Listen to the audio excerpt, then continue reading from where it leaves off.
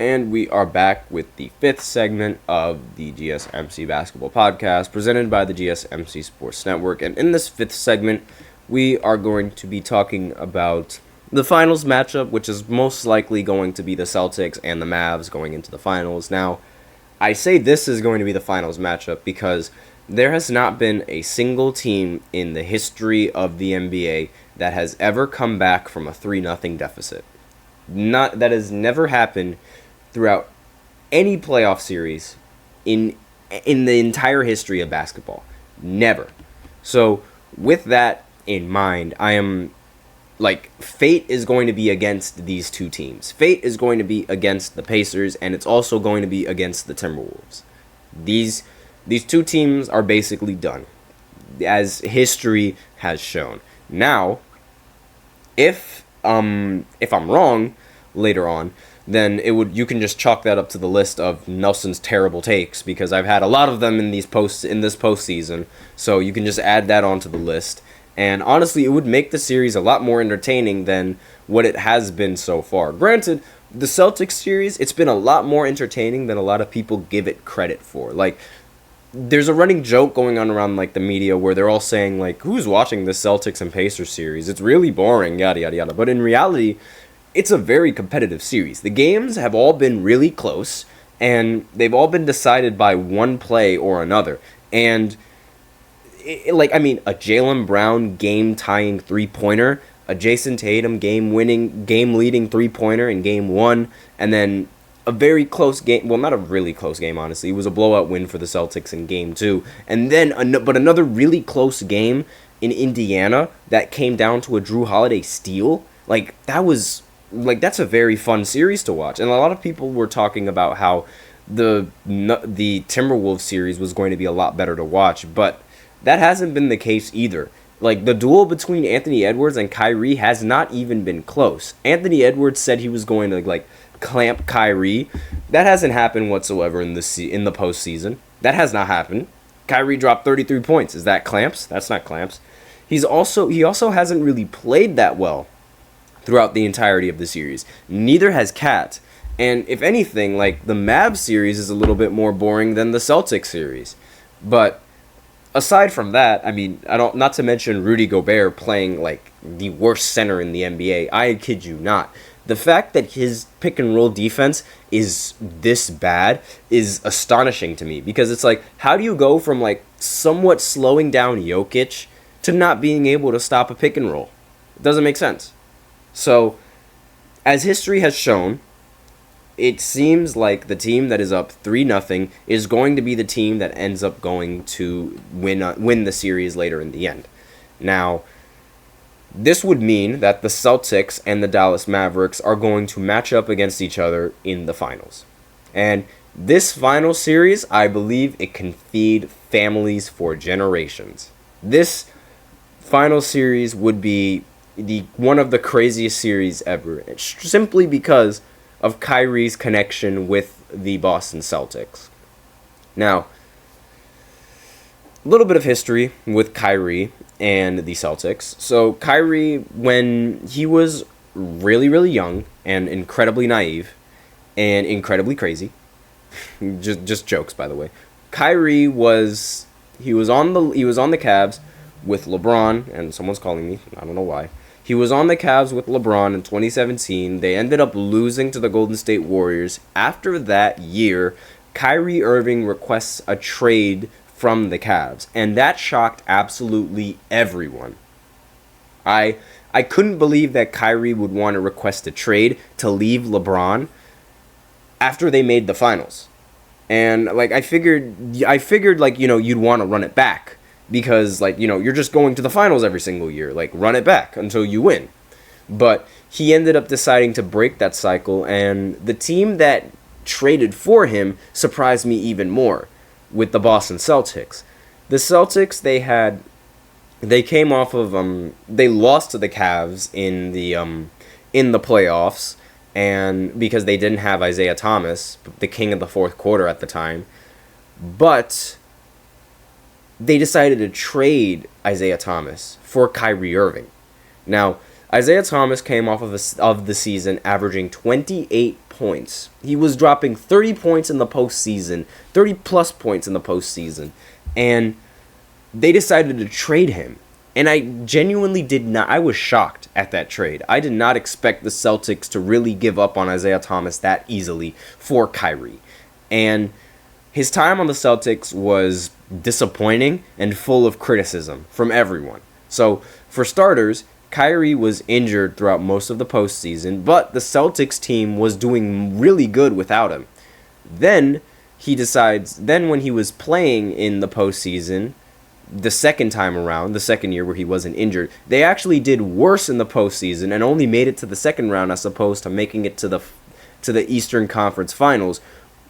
And that sort of disrupted Kyrie's entire mojo because he wanted to go to the Celtics and he wanted to be that guy on the Celtics. But it seemed like the team was playing better and doing better without him.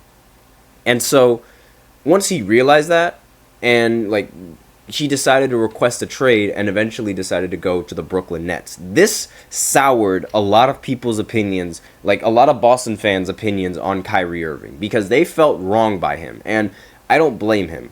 I don't blame any of those fans because Kyrie said literally before the offseason that he decides to sign with Brooklyn, I plan on re-signing with the Boston Celtics. He chooses not to re-sign and ends up going to Brooklyn.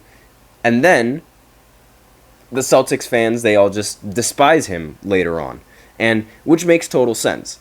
Kyrie then, when he's on the Brooklyn Nets with his big three with Kevin Durant and James Harden, they beat the Celtics in 5 games, which thus insinuates the hate coming in from the fans. They just despise Kyrie for this decision.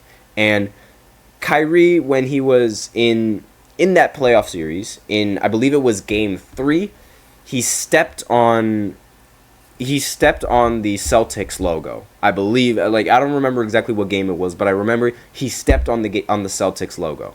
And ever since, it might have been game 4 now that I think about it. And ever since he stepped on that logo, bad luck has come from him. And they matched up against the Celtics again after they lost James Harden in a trade where they got Ben Simmons, and they ended up getting swept by the Boston Celtics. And that was sort of like the Celtics revenge tour on Kyrie Irving. That was when they took out their revenge. And now they rematch on completely different teams, but with the same exact young team that was outperforming without Kyrie Irving on the squad. In fact, Kyrie actually had a problem with that squad and how young they were, and so much so that he called LeBron apologizing for how immature he was and realizing how being young and immature could be detrimental to a team. And so now that he's a little bit more mature and playing really well on the Dallas Mavericks, he's going to match up against his former team in the finals. And this series, again, with all of the things that I just mentioned and all of the little storylines, because the Celtics fans, they aren't going to forget what Kyrie did to them. They are not going to forget it one bit. And that series, it's going to feed families. I guarantee you, all the Celtics fans, they're all going to be yelling at Kyrie. Every second that he gets the ball, they're just going to boo him.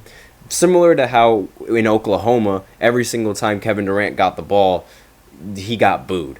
And it's going to be a similar story that way. Now, who's going to win in that playoff series? That's still up for debate because the Celtics have yet to play a completely healthy team. All of their playoff series wins have come against injured teams and teams that just, haven't really they aren't at their full potential. That's what I wanted to say. But the Mavericks, on the other hand, they do have a really good roster, and they have competed against completely healthy teams. But this is a big problem. The defense on the Celtics is not something that should be trifled with. Drew Holiday and Derek White are phenomenal defenders. They made the All-NBA second team, and that's not counting Jaylen Brown and Jason Tatum, who are also phenomenal defenders. And those two defenders, they're most likely going to be guarding Luka Doncic and Kyrie Irving. And having those two defenders on you, harassing you 24/7, it's going to take a toll on your stamina.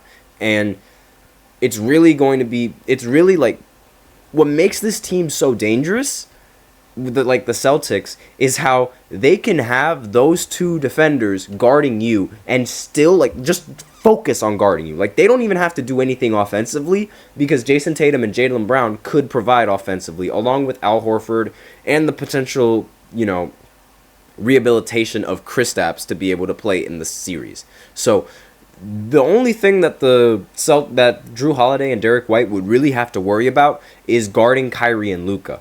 And they only have to focus on that. They don't really need to focus on much offensively, because at least if I were to assign them that role. And it's concerning for the Mavs, because it's like you're going up against elite perimeter defenders. And that's something that they didn't really have to go up against in the postseason so far. I mean, they had to face the Clippers, I'll give them that, but they didn't have Kawhi in that series, so they were lacking in a perimeter defender. Then they had to play against OKC. Lou Dort was only one good perimeter defender for the Thunder, and that comes immediately to mind. And now on the Timberwolves, granted they have a very solid defensive team, Anthony Edwards, however, has proven to be ineffective when guarding Kyrie Irving or any of those two guys. Now, Drew and Derek White, on the other hand, they're all NBA defensive players.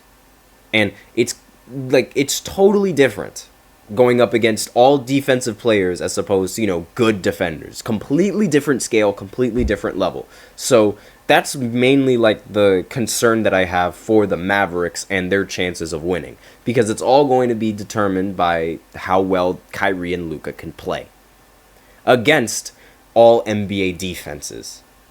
And as for the Celtics, really it comes down to being consistent enough on offense to be able to match the Mavericks, while at the same time being able to stop those two players. Like while I do give a lot of credit to Drew Holiday and Derek White for their defense, I also give a lot of credit to Luka and Kyrie for their offense, because it's very difficult to stop those two with the degree of difficult shots that they make.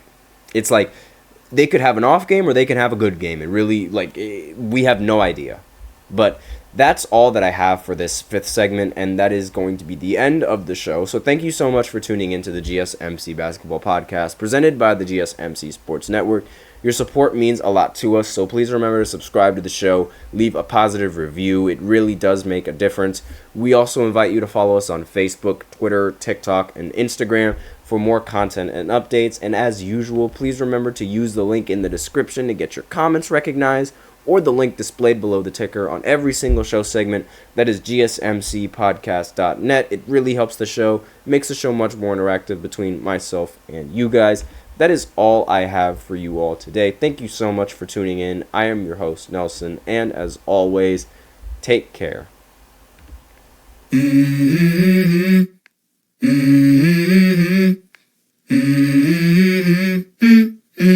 Let's go. I wake up to a little bit of drool on my pillow, feel like it's gonna be a bad day. Yeah, I'm tired of shit, and the coffee ain't hit yet, damn, ain't that great. I don't